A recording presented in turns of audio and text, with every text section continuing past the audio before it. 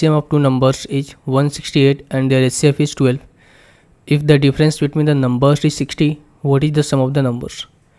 हम जानते हैं भाई पहली संख्या इंटू दूसरी संख्या बराबर LCM इंटू HCF के बराबर होता है। तो दो नंबर्स का हमें डिफरेंस दे रखा है, यानी कि हम कह सकते हैं एक नंबर x है और दूसरा नंबर y है। इन दोनों का हमें डिफरेंस 60 दे रखा है और इन दोनों का प्रोडक्ट हमें दे रखा है कितना, क्योंकि पहली संख्या और दूसरी संख्या का प्रोडक्ट क्या होता है LCM और HCF के बराबर होता है 168 इंटू 12, ये दे रखा है। अगर मैं बात करूँ यहाँ से हमें निकालना क्या है, x प्लस वाई निकालना है। अगर मैं इनका स्क्वायर करूँ दोनों तरफ तो ये जो वैल्यू होगी, हम जानते हैं कि a माइनस वी का होल स्क्वायर का एक फार्मूला होता है x प्लस वाई का होल स्क्वायर माइनस का 4ab और 60 का स्क्वायर कितना हो जाएगा 3600। और माइनस 4ab हमें हटाना है यहाँ से, तो हमें इधर प्लस करना पड़ेगा 4ab को और इधर प्लस करना पड़ेगा 4ab को, ये कट जाएगा। तो ये हो जाएगा x प्लस वाई का होल स्क्वायर इक्वल्स टू 3600 और प्लस में 4 यानी कि 48 इंटू 168 हो जाएगा। तो यहाँ से x प्लस वाई हो जाएगा कितना आपका 3600 प्लस में 48 इंटू 168।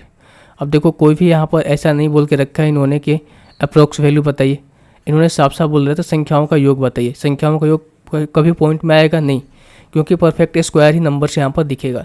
और परफेक्ट स्क्वायर नंबर्स कौन कौन से होते हैं, जिनके लास्ट में 1 आ जाए, ठीक है, 4 आ जाए, 4 के बाद क्या आ जाए भाई 1 4, 9 आ जाए, 6 आ जाए, 5 आ जाए, ठीक है, और यही है, ठीक है। ये नंबर्स जिसके लास्ट में आते हैं वो एक परफेक्ट स्क्वायर नंबर होते हैं।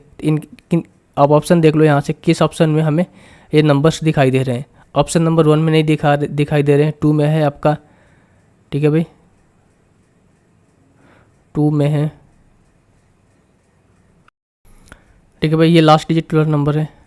अब देखो अगर मैं इनका लास्ट डिजिट देखूं तो यहाँ पर 0 है और यहाँ पर 8 इंटू 8 है। 8 गुना 8 करेंगे 64, 64 कितना हो जाएगा 4, यानी कि लास्ट डिजिट इसका कितना आ रहा है 4 आ रहा है। तो 4 भाई लास्ट डिजिट इसका 4 आ रहा है, ठीक है। जब हम इसका रूट लेंगे, ठीक है, जब हम इसका रूट लेंगे तो ये वैल्यू क्या होनी, परफेक्ट स्क्वायर नंबर्स होनी है। और इसी तरीके से जब हम इन सभी का स्क्वायर करेंगे, देखो यहाँ पर जो भी वैल्यू आएगा रूट के अंदर इन सभी का स्क्वायर के बराबर होगा, इन सभी का स्क्वायर के बराबर होगा, ठीक है। तो अगर मैं 112 का स्क्वायर करूँगी, इसका लास्ट डिजिट का स्क्वायर करूँ तो यहाँ पर आएगा कितना 4 आएगा, यहाँ पर कितना आएगा 4 का स्क्वायर करेंगे 16 के 6 आएगा, यहाँ पर 4 आएगा और यहाँ पर भी 4 आएगा। तो हमने क्या देखा भाई, हमने क्या देखा कि ऑप्शन नंबर 1, 3 और 4 जो है उनके सभी के लास्ट डिजिट में कितना आ रहा है 4 आ रहा है, जो कि एक परफेक्ट स्क्वायर नंबर के काम में हमें आता है। तो सो हम कह सकते हैं कि ऑप्शन नंबर बी तो नहीं हो सकता है किसी भी तरीके से। अब हमें क्या आता है कि लास्ट डिजिट, यानी कि अब DS होता है digit and sum concept. Digit and sum में ये होता है कि हमें जोड़कर देखना होता है डिजिट को, क्या क्या होना चाहिए, 1 होना चाहिए, 4 होना चाहिए, 9 होना चाहिए, ठीक है भाई, और 7 होना चाहिए। 7 के बाद क्या होना चाहिए भाई आपका, ठीक है, वही यही होना चाहिए, ठीक है।